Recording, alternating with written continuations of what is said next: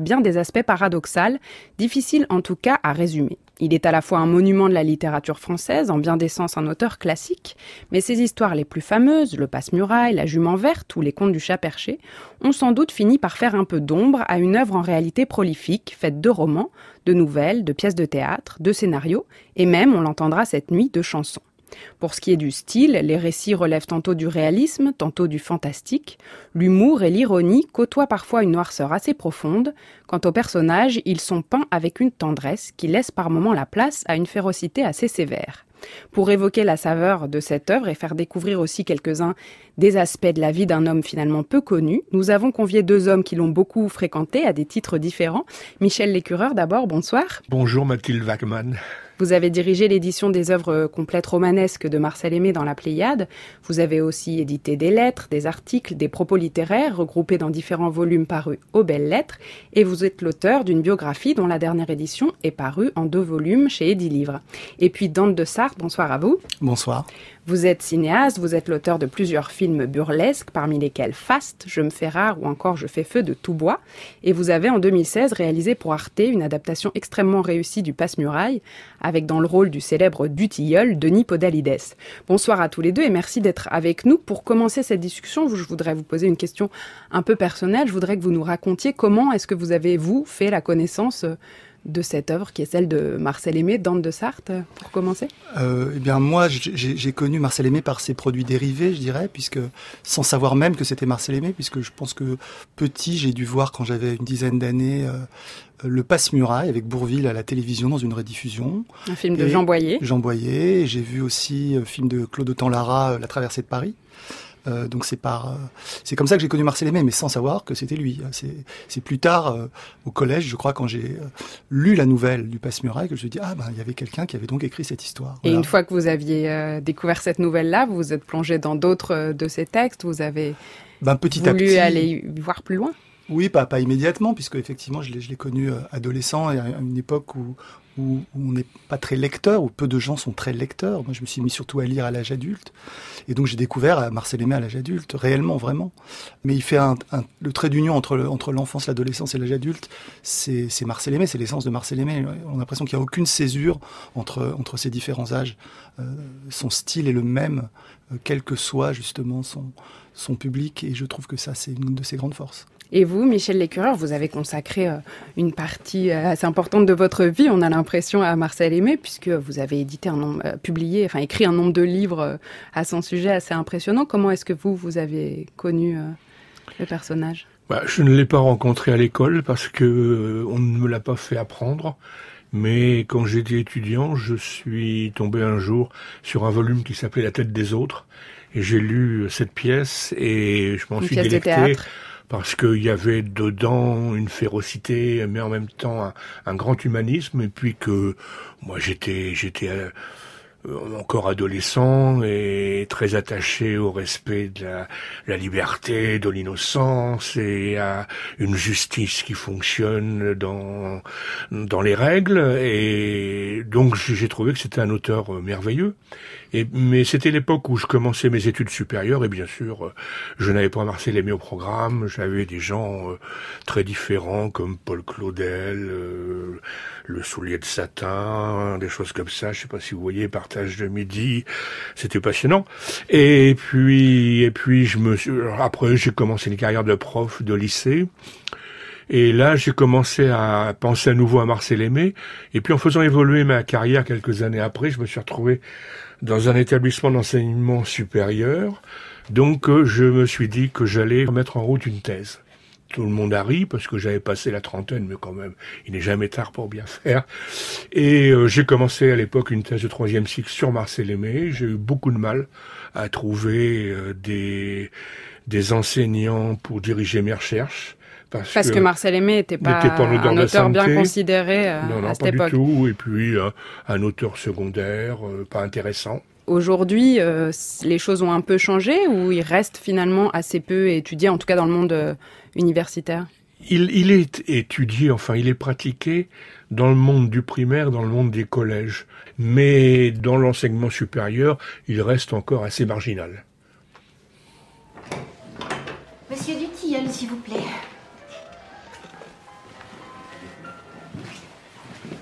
D'habitude, je vois le docteur Henry. Ah, c'est moi qui le remplace. Le docteur Henry a pris sa retraite. Tétrapyrax.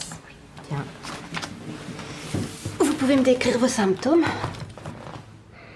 Je ne sais plus. Vous savez plus? Et quand j'oublie d'en prendre, ça ne va pas. La tête me tourne. Et depuis peu, il se passe des choses bizarres. J'ai des démangeaisons et... je me sens... Comment dire... C'est-à-dire, j'en prends depuis que je suis tout petit. Ah bon? Depuis combien de temps?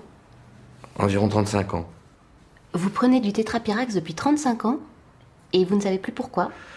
Mais quand j'étais petit, il paraît que j'étais infernal. Je connaissais pas mes limites. Ma mère m'a élevé toute seule et le docteur Henry lui a dit que si je prenais ces médicaments, je serais mieux cadré. Il fallait à tout prix que j'évite les émotions fortes. Du coup, j'ai pris un métier calme. Dans l'assurance. Ma vie est calme. Et vous auriez préféré autre chose? Je ne sais pas. Mais j'aimerais mieux ne pas... C'est-à-dire... J'aimerais mieux ne pas... Vous aimeriez mieux ne pas quoi? En fait, je voudrais être comme tout le monde, vous comprenez? Ah, mais vous êtes comme tout le monde, monsieur Dutiel. Alors... Tétrapyrax. Je ne connaissais pas cette molécule, non. Mais il semblerait que le médicament n'est plus court. Comment ça? Il a été supprimé. Enfin, de toute façon, que vous en preniez ou pas, ça change pas grand-chose. Ah bon? Ben oui. C'était quelque chose pour vous faire tenir tranquille quand vous étiez petit, je pense. De là à en prendre pendant 35 ans, c'était vraiment pas nécessaire, à mon avis. À l'instant, un extrait de l'adaptation du Passe-Muraille que vous avez réalisé dans de Sarthe. On a reconnu la voix de Denis Podalides. Dans la première partie de cette nuit, on entendra le texte original, intégral de cette nouvelle, qui est lue par Philippe Dumas dans une lecture du soir, une émission de 1957. Pourquoi est-ce que vous avez voulu porter cette nouvelle à l'écran? Vous nous aviez dit que vous aviez découvert l'œuvre par le film avec Bourvil de Jean Boyer. Est-ce que c'était l'idée de renouveler le regard qu'on porte sur cette histoire? C'était une obsession en fait. Après mon premier long métrage en 95, qui est sorti en 95, j'avais 30 ans quand le film est sorti, j'ai tout de suite voulu faire le Passe-Muraille. Je savais pas pourquoi. Je me suis dit il faudrait faire une adaptation maintenant, contemporaine de ça. Et j'ai mis des années à réussir à avoir les droits. C'était très compliqué, ils étaient bloqués pour des raisons, mais je ne saurais pas vous dire pourquoi.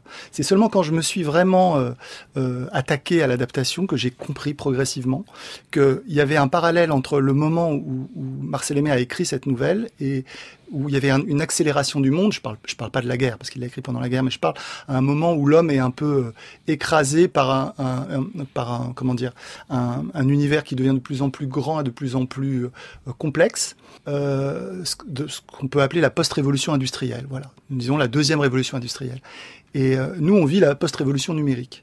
Et j'ai l'impression que l'homme se retrouve finalement de nouveau encore rapetissé par rapport à quelque chose qui le dépasse. Hein, ce monde global qu'on nous vend, plus de frontières. On fait en sorte que nous soyons apparemment des super-héros. Or, nous n'en sommes évidemment pas. Nous avons les limites de nos propres corps et de nos propres vies, notre temporalité. Et donc, ça m'a intéressé de passer cette nouvelle au révélateur d'aujourd'hui. Et donc, voilà. Donc, c'est une adaptation où je pense, très fidèle à l'esprit et forcément assez infidèle par bien des aspects. Parce que le monde a changé. J'ai essayé de voir ce qu'il y avait d'universel en fait dans cette nouvelle et qui pouvait être encore appliqué à notre monde. Oui, c'est la chose qui est très frappante dans votre film, c'est qu'à la fois on se rend compte en fait en relisant ou en lisant la nouvelle qu'il y a plein de choses qui sont très différentes. Vous inventez beaucoup, vous apportez beaucoup de choses, et en même temps il y a quelque chose d'un esprit qui persiste. Est-ce que l'ancrage dans le monde contemporain, du coup, c'était vraiment le point d'accroche pour vous pour inventer justement tous ces apports que vous faites en fait par rapport à la nouvelle originale? Oui, parce que je voulais retrouver le réalisme de Marcel Aimé, parce que ce qui est très paradoxal, c'est que même quand il fait du fantastique, il est très réaliste. Et du coup, il nous fait avaler des choses incroyables sans jamais avoir besoin de les expliquer. C'est Cocteau qui avait cette phrase qui m'a frappé, c'est « Chez Marcel Aimé, on entre dans le fantastique comme dans un café ». Et c'est exactement ça. Et donc forcément, si on veut faire une adaptation contemporaine, on ne peut pas être fidèle à plein de choses qu'il y a dans la nouvelle. Plein de choses ne fonctionneraient plus aujourd'hui, mais elles existent autrement. Et donc, c'était trouver une autre façon de créer un réalisme. Et moi, mon défi, c'était comment ça se passerait vraiment pour un type qui aurait ce qui découvrait à 44 ans, enfin moi j'ai mis 46 dans je ne sais pourquoi d'ailleurs dans mon film, alors que c'est 44 dans la nouvelle, ce super pouvoir.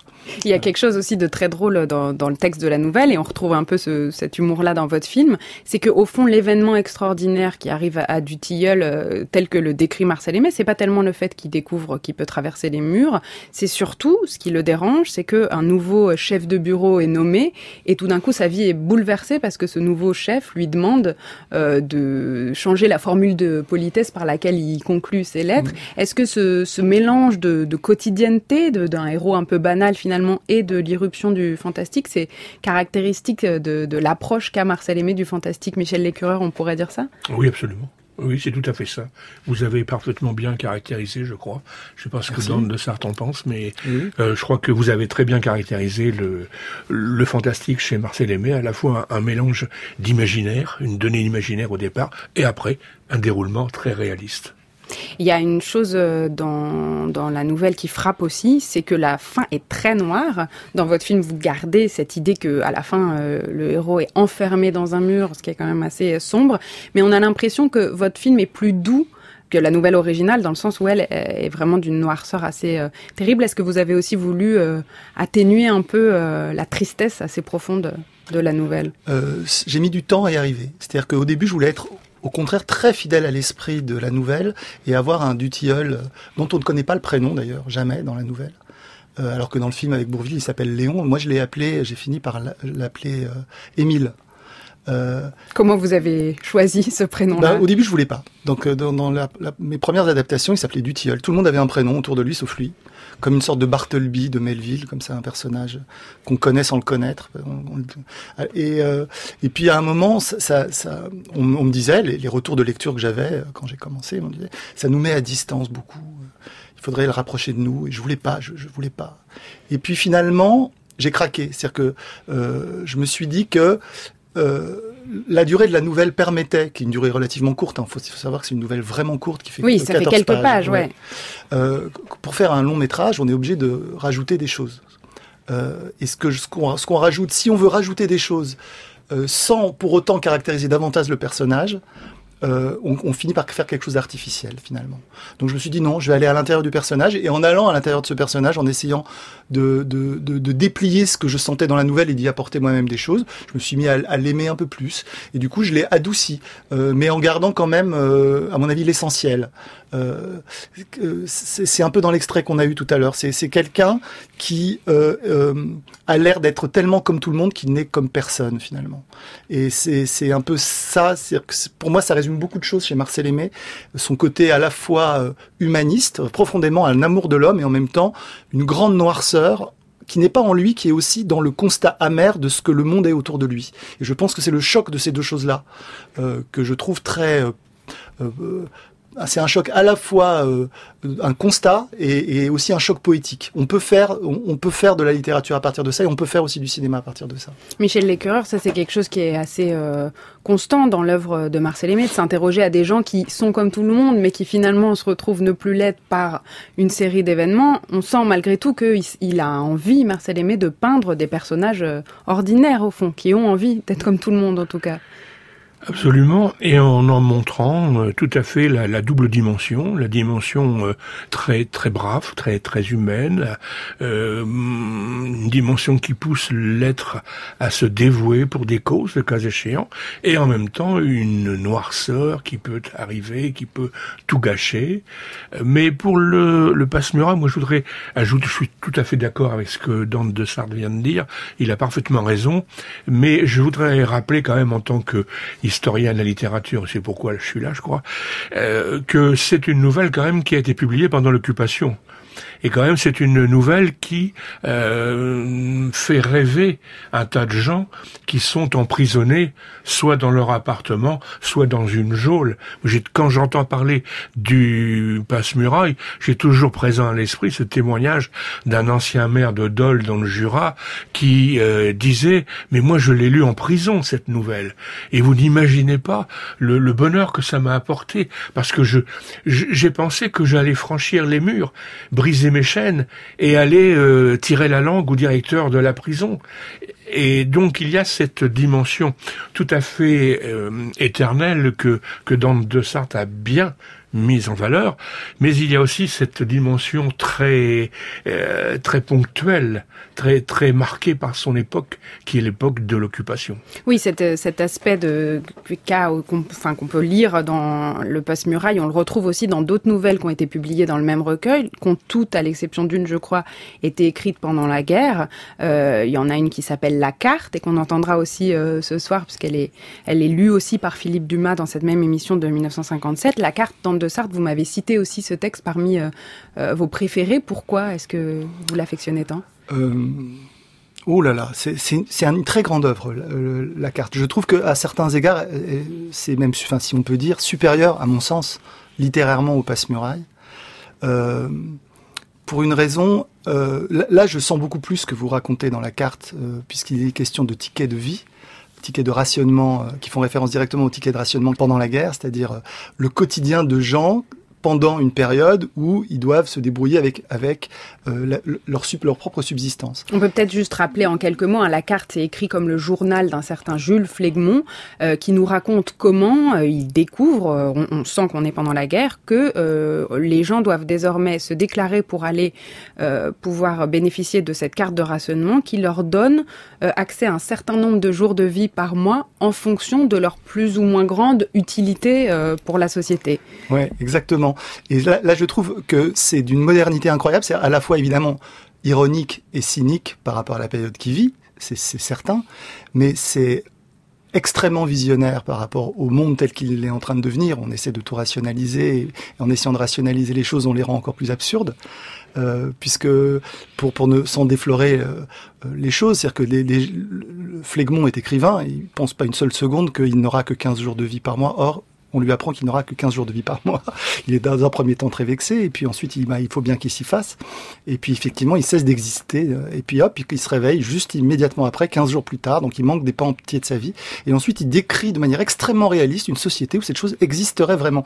Et ça, c'est la grande force de Marcel Aimé, qui le rapproche d'un écrivain extrêmement adapté aujourd'hui et américain, qui s'appelle Philip K. Dick. Je ne sais pas si vous connaissez cet écrivain. Oui, bien sûr. Qui est un écrivain de science-fiction, qui sévissait dans les années 60-70, et qui aujourd'hui, il était très pauvre pendant sa vie, et puis après sa mort, il est devenu l'écrivain le plus adapté au cinéma hollywoodien.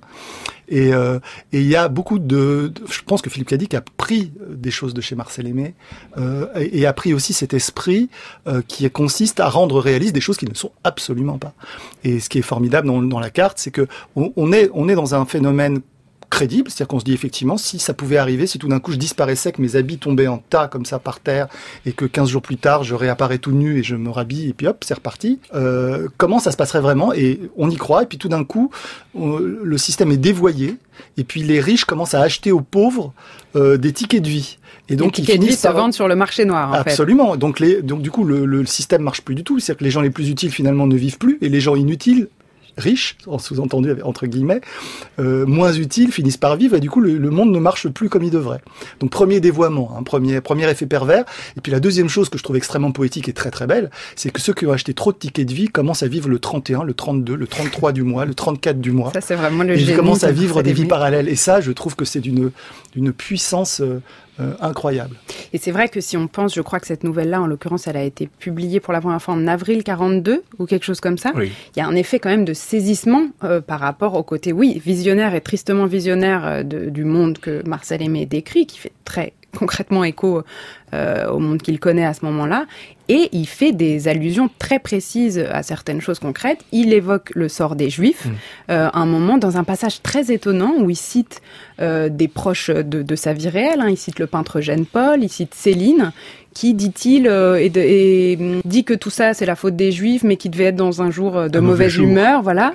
Donc là, vu que les Juifs n'ont plus qu'une demi-journée de vie par mois. Exactement, voilà. Donc il fait une allusion extrêmement osée et finalement assez directe au sort des Juifs à l'époque. Absolument. Ce qui n'existait pas à l'époque. Oui. Enfin, faut quand même le dire. Ça, c'est un des seuls à faire quelque chose certes dans une nouvelle fantastique, une allusion aussi précise à quelque chose qui a été nié à l'époque et qui a continué d'être nié pendant longtemps après la guerre. Oui, et c'est écrit à un moment où, la solution finale est décidée quelques mois avant. Ouais, il y a un côté complètement extraordinaire de découvrir ça.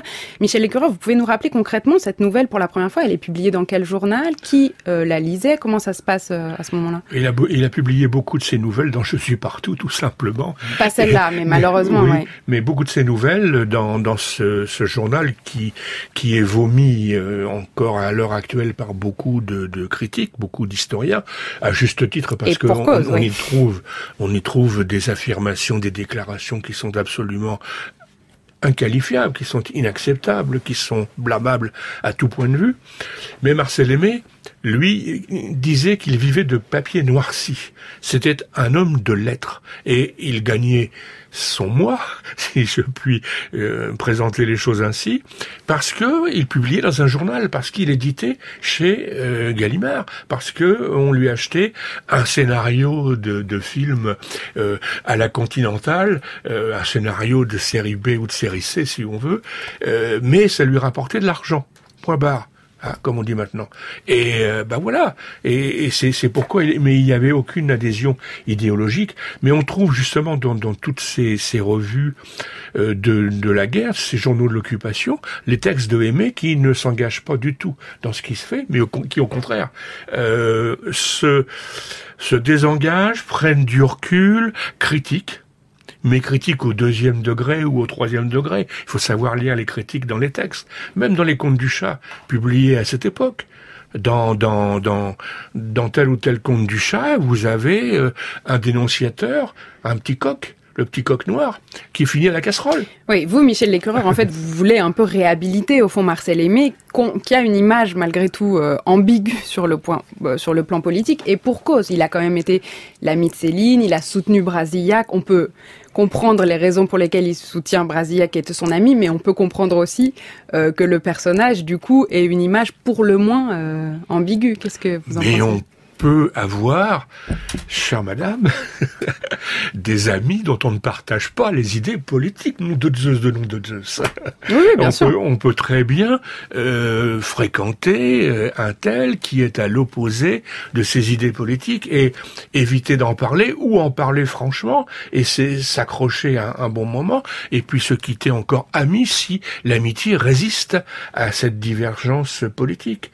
Mais malheureusement, on vit dans un monde encore à l'heure actuelle, malgré toute la modernité que l'on connaît, où les esprits sont trop étroits. Je voudrais ajouter une chose à ce propos, parce que je pense qu'il est temps aussi de réhabiliter Marcel Aimé. Et il faut pas donner des bons points et des mauvais points, mais il y a des gens qui s'en sont très très bien tirés après-guerre. Je parlais de Cocteau, pour lequel j'ai beaucoup d'admiration, mais il a quand même été beaucoup plus trempé dans la collaboration, et lui réellement trempé dans la collaboration que ne l'a fait Marcel Aimé. Il s'en est sorti très très bien, parce qu'il s'était d'un mondain, et qu'il a réussi très très bien à faire que ça se passe bien pour lui. Marcel Aimé a effectivement eu le tort, sans doute, de ne pas se défendre suffisamment. Parce qu'il avait une forme de fierté, c'était un taiseux d'une certaine manière. Il a laissé dire. Et c'est dommage, parce que moi j'ai un radar et je sens assez vite les gens sincères ou pas, et je peux vous assurer, pour l'avoir lu suffisamment, que Marcel Aimé était quelqu'un de très très bien. Voilà. C'est dit. Je voudrais qu'on évoque quand même un peu justement le personnage, sa vie, parce qu'on la connaît peu et ça participe aussi peut-être au fond du fait qu'il souffre encore d'une image très négative de ce point de vue-là. Est-ce qu'on peut dire que, d'abord, peut-être tout simplement, il faut rappeler de quel milieu est-ce qu'il venait, Michel Lécureur ? Quelle est son enfance ? Donc il a grandi dans le Jura, à la campagne, au sud de Dole, dans une tuilerie. dont les propriétaires étaient ses grands-parents, parce que sa mère est décédée alors qu'il avait 2 ans. Et son père était maréchal ferrant dans un régiment de dragons et avait de nombreux enfants et s'est pas senti capable d'élever notamment le plus jeune, Marcel, et sa sœur d'ailleurs, Suzanne, qui avait 2 ans de plus que lui. Donc il a placé très vite les enfants dans sa belle famille et Marcel Aimé a grandi à la campagne.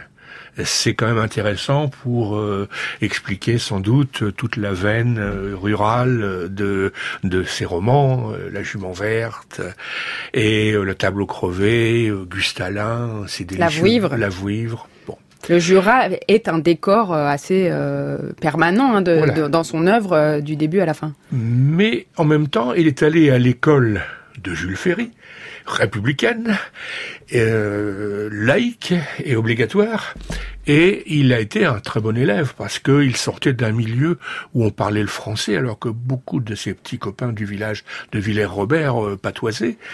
Et ensuite il a fait des études à Dole au collège de l'Arc où il a été d'après lui un cancre, ce qui est faux. Il a eu un bac de mathématiques à l'âge de 17 ans. Enfin bon, on aimerait que tous nos enfants aient des bacs aussi jeunes et aussi brillamment.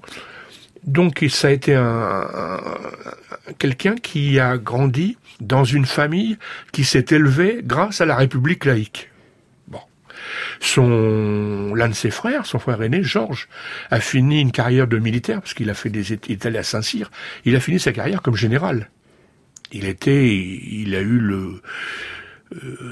la malchance d'être affecté en Indochine au moment où les Japonais sont arrivés en 45, ce qui lui a posé quelques problèmes. Mais donc c'est cette famille ce que je voulais dire, qui connaît une certaine ascension sociale grâce aux études que la République française met à sa disposition. Et comment est-ce que Marcel Aimé en vient à écrire et à faire de l'écriture son métier? Alors après ces brillantes études, eh bien, il a pas de chance, il a une grave maladie. On a parlé de grippe espagnole, bon, il n'y a pas eu que ça à mon avis, et il a été très gravement malade. Donc il n'a pas pu poursuivre les études d'ingénieur comme l'un de ses cousins qui était son modèle. Et il s'est retrouvé en convalescence à Dole chez une tante et où habitait aussi l'une de ses sœurs aînées qui lui a dit Marcel, occupe-toi, prends un cahier, prends un crayon et puis tiens moi j'écris un peu. Elle écrivait déjà, elle publiait déjà, mais enfin il y a le modèle de Brûlebois, tu sais, le commissionnaire à la gare Brûlebois, c'était son vrai nom. Et tu pourrais peut-être raconter son histoire. Et c'est comme ça a commencé comme ça. Et Brûlebois, c'est son premier livre. Publié en quelle année? 1926. Et c'était un personnage donc réel. Un personnage réel qui vivait à Dole et qui portait les bagages et qui avait un penchant certain pour la bouteille. Voilà. Comme son nom l'indique. Voilà, comme son. Et c'est un nom de la région, c'est un nom du Jura, Brûlebois. Il y a encore des familles Brûlebois. Et bon, Marcel Aimé a été remarqué par les Cahiers de France à Poitiers, qui l'ont publié au lieu de publier sa sœur, et puis il a continué dans cette voie-là. Il a eu une petite période de retrait où c'était moins bon, Les Jumeaux du Diable, le Vaurien, ça a moins bien plu. Et puis il a écrit La Table au Crevé, qui a eu le Renaudot en 1929. C'est quoi le sujet de La Table au Crevé? Et ça commence par une femme que l'on découvre pendue dans sa cuisine. Et pourquoi? Parce que elle était lasse de vivre. Et comme ça, un jour, elle s'est pendue. Voilà. Et après, vous avez bien sûr au village de Cantagrel l'interprétation. C'est la femme d'un républicain. Donc vous avez les calotins qui sont là et qui disent que c'est lui qui l'a poussé au suicide, etc., avec un tas de tableaux délicieux de la part de... Et à ce moment-là, donc le prix Renaudot, il rencontre un succès finalement très jeune. Il a pas 30 ans. Il a pas 30 ans. Et alors, je l'avais sous-estimé, ce succès, dans ma première biographie, il y a une vingtaine d'années. J'ai revu les textes de l'époque et tout. Il a été propulsé sur le devant de la scène. Marcel Aimé est devenu l'auteur à la mode. l'auteur qu'on interroge quand on s'interroge sur le dépeuplement des campagnes. L'auteur que un journaliste belge interroge sur la manière dont les Français voient les Belges. Vous voyez, tout et n'importe quoi.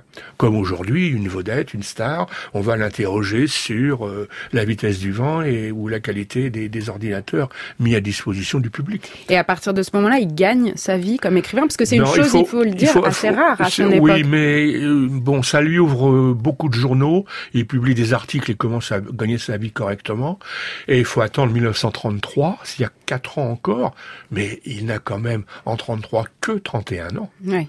Et l'immense succès de La Jument Verte, immense succès de Scandale. Alors ça, c'est vraiment ce qui le propulse écrivain établi qui peut se permettre de vivre de sa plume. Et La Jument Verte, il faut quand même le rappeler, pour ceux qui ne connaîtraient pas le texte, c'est un roman tout à fait loufoque, et là encore au sujet assez singulier, et surtout la manière dont il est raconté. C'est donc l'histoire d'une famille de paysans qui a une jument verte, et ce fait va transformer sa vie. Je dis, le sujet est loufoque et la forme du roman l'est aussi, puisque il y a tout un tas de passages où la jument nous raconte son propre point de vue sur l'histoire. La jument est représentée sur un tableau et de temps en temps elle prend la parole. Mais au passage, dans les années 29-30, Marcel, même un petit peu avant d'ailleurs, Marcel Aimé a été journaliste, il a été pigiste pour vivre, et il a notamment fait un papier sur le fameux banquet Saint-Paul-Roux qui s'est terminé par un gros chahut à la closerie des Lilas. Et qui a fait que Michel Léris par exemple, était sur une fenêtre en train de crier « à bas la France, à bas les Français », etc. et qui s'est retrouvé au poste. Et on a redécouvert ça récemment, bon, c'était connu des spécialistes de Marcel Aimé.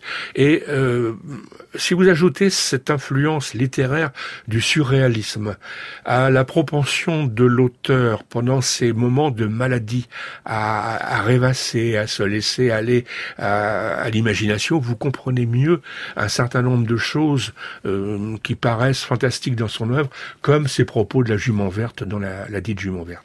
Dan de Sarthe, La Jument Verte, un roman que vous avez lu ? Oui, alors je l'ai lu il y a longtemps et une seule fois, donc ça fait pas partie de mon panthéon, mais c'est un roman, oui, que j'aimais énormément. Et pour rebondir sur ce que vous dites sur le caractère un peu maladif de Marcel Aimé à une époque, je pense qu'il a dû beaucoup lire. Et alors c'est vrai qu'il y a l'influence du surréalisme, mais moi je crois aussi qu'il y a l'influence d'écrivains russes. Alors est-ce que vous savez, c'est une question que j'ai envie de vous poser, moi je vois du Nicolas Gogol dans les nouvelles de Marcel Aimé, je vois aussi du Dostoïevski, par exemple Le Double, qui est un court roman de Dostoïevski, a beaucoup de points communs avec certains personnages de Marcel Aimé, notamment dans La Belle Image, et Bartleby aussi par rapport au Passe-Muraille de Melville, donc ça c'est la littérature américaine. Je crois que c'était un grand lecteur, et est-ce que vous en savez plus par rapport à ça? Sur les influences littéraires de Marcel Aimé. Parce qu'il n'en parlait pas beaucoup de ça. Non. Et comme vous le disiez tout à l'heure, c'était un grand taiseux et qui n'a pas laissé beaucoup d'informations sur ses lectures et les influences qu'il a subies pendant sa jeunesse. Tout ce que je peux vous dire, c'est qu'il a travaillé au dialogue de Crime et Châtiment avant la Seconde Guerre mondiale. Et qu'il s'est si bien fondu dans l'œuvre de Dostoïevski qu'il y a une réplique du film, et l'on va tirer les sonnettes, et qui est attribuée à Dostoïevski, qui en fait est de Marcel Aimé. Et puis, ce que je peux vous dire aussi, quant à la littérature américaine, c'est que il a été très admiré par les critiques américains dès l'après-guerre, après la Seconde Guerre mondiale, et qu'il a bénéficié de papiers, d'articles tout à fait dithyrambiques dans le New York Times, et que il a lui-même eu beaucoup d'attrait pour la littérature américaine. Alors, sans pouvoir vous donner plus de précision, les deux affirmations tout à fait sont justifiées.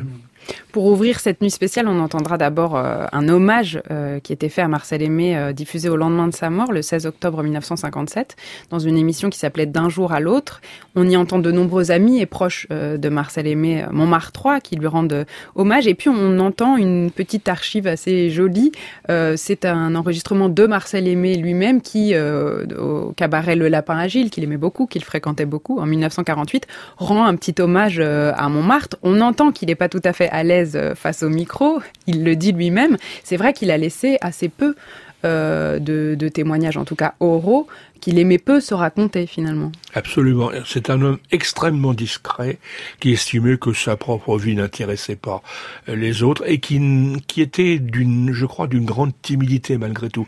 Sauf avec quelques intimes, quand il était vraiment en confiance, on a des témoignages qui disent qu'il était capable d'être extrêmement volubile et qu'on ne pouvait plus l'arrêter. Et dans Desarthe, vous avez choisi d'ancrer votre adaptation du Passe-Muraille dans le Montmartre actuel. Comment est-ce que vous avez abordé la question de savoir comment représenter Montmartre aujourd'hui, qui est assez différent du Montmartre que Marcel Aimé a connu? Pourquoi avoir choisi malgré tout de rester fidèle à ce quartier-là? Parce que justement, je voulais raconter l'histoire de quelqu'un, un personnage, donc du Tilleul, qui n'est pas dans son époque réellement, qui est un peu en décalage avec son époque. Puisque, comme vous l'avez dit tout à l'heure, il veut pas utiliser les nouvelles formules dans les formulaires du ministère. Il veut utiliser les anciennes. Et donc, je trouvais ça intéressant d'avoir un petit bonhomme en attaché-case dans le Montmartre des touristes en Bermuda, avec des perches à selfie de Montmartre aujourd'hui. Je trouvais qu'il y avait un choc aussi important qui racontait ce type qui est là alors qu'il devrait pas y être. Pour Place du Tertre, c'est le seul avec un attaché-case, par exemple. Et effectivement, moi, j'ai beaucoup été Place du Tertre pendant mes repérages, parce que Montmartre faisant partie de ces quartiers de Paris où les Parisiens ne vont pas, puisque ce sont surtout les touristes, ou alors rarement. Donc moi, j'y ai passé beaucoup de temps, et je peux vous assurer qu'il y avait personne avec un attaché-case. Donc je me suis dit, ben voilà, si on veut raconter quelqu'un qui est pas bien dans son époque, on fait ça. Et je sais aussi que la nouvelle de Passe-Muraille, c'est au 47 bis ou 77 bis de la rue d'Orchamps vivait un homme nommé du Tilleul, etc. Or, la rue d'Orchamps, elle a 24 numéros. Donc si on commence par dire 77 bis, c'est qu'on met son personnage hors champ. Le cinéma, c'était important pour Marcel Aimé. Je pense que c'était pas du tout un hasard. Oui, parce que de façon générale, Marcel Aimé a une attention portée au nom et au nom propre qui est toujours extrême, et on peut imaginer qu'il n'a pas choisi au hasard, en effet. Michel Lécureur, dans la vie, comment est-ce que Marcel Aimé en est venu à s'installer à Montmartre? Parce que c'était vraiment une figure du quartier. Il a habité Montmartre dès le début. Il a eu un tout petit logement quand il n'était pas encore marié et qu'il vivait déjà avec Marie-Antoinette, celle qui deviendra son épouse légitime. Il habitait rue du Square Carpeau. Et puis après, eh bien, c'est au moment de la Jument Verte, il a pu s'offrir un appartement rue Paul Féval, à côté du Lapin Gilles, juste derrière le Lapin, avec une fenêtre qui donne sur les vignes de Montmartre. Et puis, c'est seulement dans les dernières années de sa vie qu'il est descendu en haut de l'avenue Junot, là où on a mis une plaque sur l'immeuble, là où, au fond de la placette, vous avez la statue due à Jean Marais du Passe-Muraille qui fait florès à l'heure actuelle, qui vraiment est un succès, notamment pour les touristes étrangers qui viennent toucher le bout de la chaussure, le genou du Passe-Muraille. C'est quand on a décidé avec le maire de Montmartre de l'époque de faire cette statue, on n'imaginait pas le succès qu'elle aurait. Et donc il a choisi Montmartre parce que c'était aussi, je pense, le refuge des artistes, le refuge de Macorlan, le refuge de Carco, des gens qui l'attiraient visiblement. Macorlan qu'on entend dans cette émission d'hommage qui témoigne.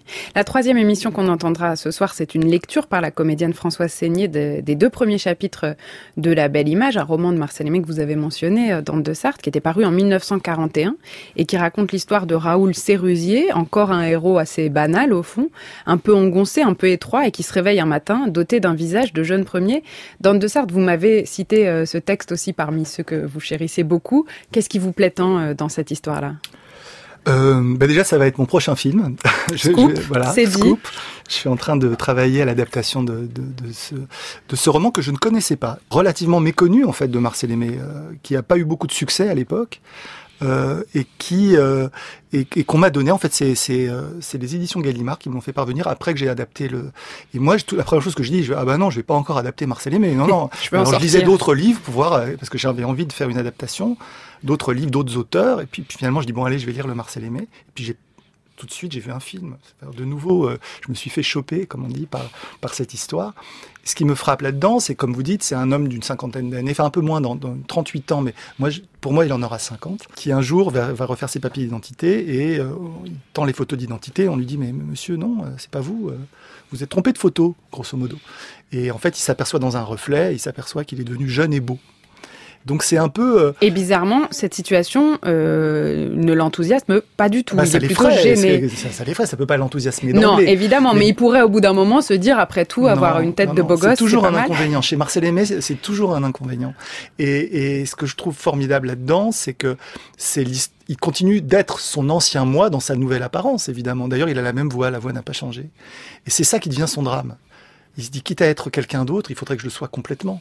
Ou alors, il y a une sorte de hiatus. Ils sont deux à vivre, finalement, encore. Et comment faire, comment se partager cette vie. Et il trouve rien de mieux que d'essayer de séduire sa propre femme, finalement. Et de se remettre dans ses propres pantoufles. Et ça lui pose énormément de problèmes. Et donc, j'ai eu envie de l'adapter parce que je pense que là encore, on peut en faire un film de nos jours avec cette histoire. On attend impatiemment de voir le film que vous réussirez à tirer de cette histoire d'Anne de Sarthe. Pour conclure la première partie de cette nuit, on entendra une autre nouvelle qui s'intitule L'affaire Touffard. Elle était parue avant-guerre dans le journal Candide à l'origine en 1933 et elle a été publiée dans le recueil intitulé Le Nain qui est paru en 1934. L'affaire Touffard, c'est une sorte de parodie burlesque d'une histoire à la Sherlock Holmes. C'est en quelque sorte un pastiche, Michel Lécureur, on pourrait dire ça? Oui, c'est un pastiche, mais qui trahit en même temps le goût de Marcel Aimé pour les histoires policières. Il a toujours eu cette passion des raisonnements poussés à l'extrême. Il avait d'ailleurs un grand penchant pour les mathématiques. Et il a travaillé longtemps sur le théorème de Fermat, par exemple. C'était quelque chose d'ahurissant chez cet homme qu'on imagine doux, gentil, retiré, en train de brosser ses portraits. Mais il avait des exigences intellectuelles assez fortes. Et l'affaire Touffard, c'est ça, c'est son goût pour les intrigues policières, pour les raisonnements très solides. Il a d'ailleurs rédigé des préfaces pour Simenon. Oui, c'est ce que j'allais vous demander. Pour le chien jaune.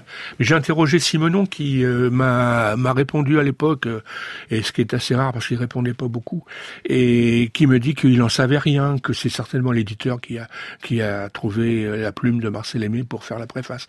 Mais lui était très content d'une préface Georges Simenon était très content d'avoir une préface de Marcel Aimé pour le chien jaune. Je résume donc le programme de la première partie de cette nuit. On pourra entendre une émission d'hommage à Marcel Aimé, diffusée pour la première fois le 16 octobre 67, au lendemain de sa mort.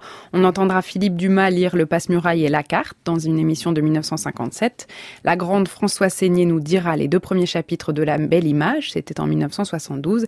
Et enfin, on écoutera donc l'affaire Touffard dans une adaptation signée François Billedou et diffusée pour la première fois en novembre 1946.